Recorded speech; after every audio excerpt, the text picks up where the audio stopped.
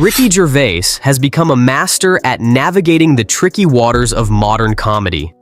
With his sharp wit and unapologetic approach, he dives into topics that many steer clear of, especially in today's world, where woke culture reigns supreme. But what is it about Gervais that resonates with so many? Well, it all comes down to his fearless attitude and relentless pursuit of truth, often cloaked in humor. Let's take a closer look at how Gervais dismantles the woke narrative with laughter. And I think that's the important thing, because I've often said that people get offended when they mistake the subject of a joke with the actual target. Yeah. And they're not necessarily the same thing. You can make jokes about any subject. It depends what the joke is. Yeah. There's no rules. You can't joke about this. You can. You should be able to. You just can. Yeah. Okay. At the heart of Gervais' comedy is his ability to tackle sensitive subjects head-on. He once said, "When people say they're offended, it's just because you're offended. It doesn't mean you're right." This encapsulates the essence of his perspective on offense. In Gervais' world, feelings are personal, and he's not here to cater to everyone's sensitivities. He believes that if you try to please everyone, you end up pleasing no one. His approach is rooted in irony and tackling taboos, which is what makes his comedy so compelling. It's not about malice. It's about engaging in real conversations, even if they make some uncomfortable. I do like that, because I do like confronting that, because I think it takes the audience to a place it hasn't been before. And it can be a mutual backslapping, fest, fine, but don't televise it, because I'm not doing it for the 200 egos in the room. I'm doing it for the 200 million people watching around who aren't winning awards, who aren't millionaires, and who don't care about it. The above-mentioned context is drawn from a comedic skit, especially surrounding the aspect of speaking freely.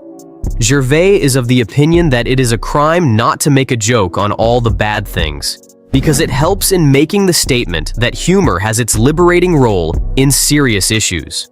He tends to ridicule the existing social infrastructure, and his cowardly antics are always in contention with the people who wish to walk on eggs when it comes to controversial topics. For very many people, especially with the current era, such an attitude towards political correctness is quite welcome, because it is quite often these days that there are all means that help cut down on free speech. He jokingly mocks his naysayers, thus, "Chill, I am going to be decent today. I have reformed." Bruce Jenner obviously not to that extent. Such an intelligent barb helps to project his versatile nature, but in this instance illustrates the foolhardiness of some of the extremes people exhibit in the culture embrace. While most people would react in anger at such comments, Gervais expects them to let out a chuckle instead by calling attention back to her and not the group's agitation. And now the old-fashioned, they go, "Oh, they want to use our toilets." Why shouldn't they use your toilets? For ladies. They are ladies. Look at their pronouns. Gervais is also not afraid to touch on the self-serving politics of the day as he perceives it. He notes that because these figures often preach the gospel of sacrifice and equality, it becomes hard to imagine that most of them do not live in such inequality, doing different things from the ordinary people leading everyday lives. This is especially true for the quote, 40% of all British prime ministers attended a school by the name of Eton.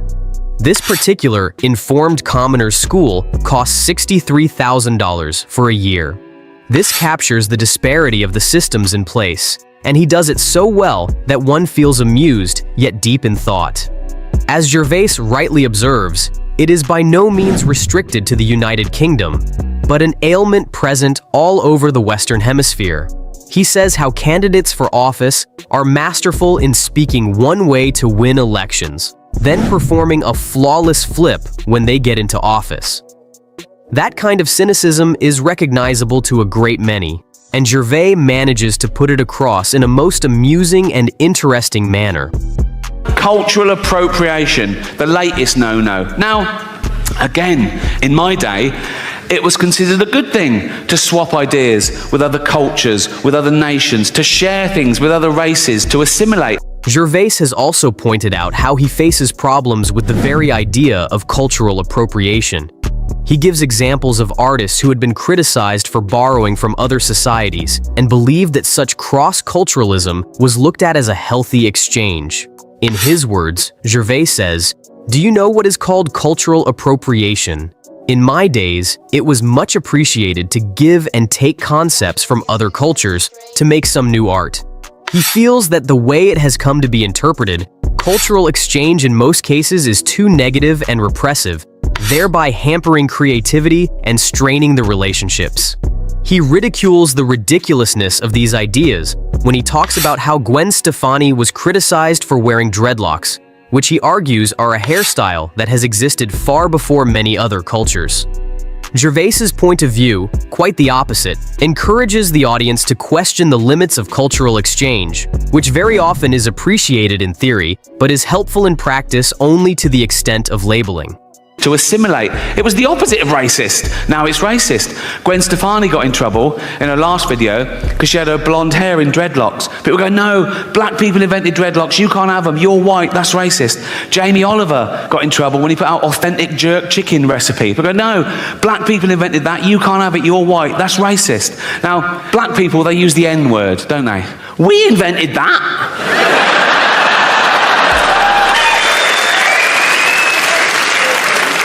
That's the one, isn't it? That's the one. But it's not just about tearing down problematic ideas. Gervais also emphasizes the importance of laughter in dealing with tough subjects. He highlights how people seem to forget that humor can exist in the darkest of places. Gervais points out that many in the comedy world seem to have forgotten this essential truth. He states, "These people are virtue signaling. They're trying to bring people down to raise their own status." By exposing this hypocrisy, he encourages a more open dialogue where everyone can share a laugh, regardless of their background. You probably know me as the creator of The Office. No, you don't, do you? You think Steve Carell did it all? Oh, he's brilliant, isn't he, Steve Carell?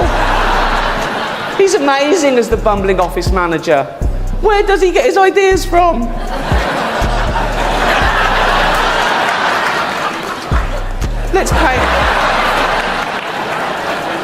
Let's pay him hundreds of millions of dollars and put him in every movie. If you can't be bothered to go to the cinema to see Steve in action. In the end, Gervais' comedy serves as a reminder that laughter can be a unifying force. He has a knack for pointing out the ridiculousness of the world around us, exposing the flaws in modern thinking, while also bringing people together through humor. He embraces the complexity of being human, where not everything is black and white, and where the line between right and wrong can often be blurred. That's it. Good night. Thank you. Please donate to Australia. Have a great time. Get drunk. Take your drugs.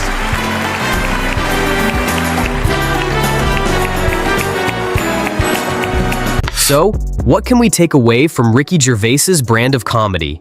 It's about more than just laughs. It's about challenging norms, embracing free speech, and understanding that humor can bridge divides. In a world that can often feel divided, Gervais reminds us that laughter is a universal language. And that's a wrap on how Ricky Gervais fearlessly takes on woke culture, blending bold truths with biting humor. Love him or hate him, there's no denying his talent for making us think while we laugh. In a world that's often divided, Gervais reminds us that comedy can be a powerful way to bridge those gaps, inviting us to question, laugh, and not take ourselves too seriously. If you enjoyed this dive into Gervais' fearless comedy, hit the like button, share your thoughts below, and don't forget to subscribe for more. Keep questioning, keep laughing, and we'll see you in the next one.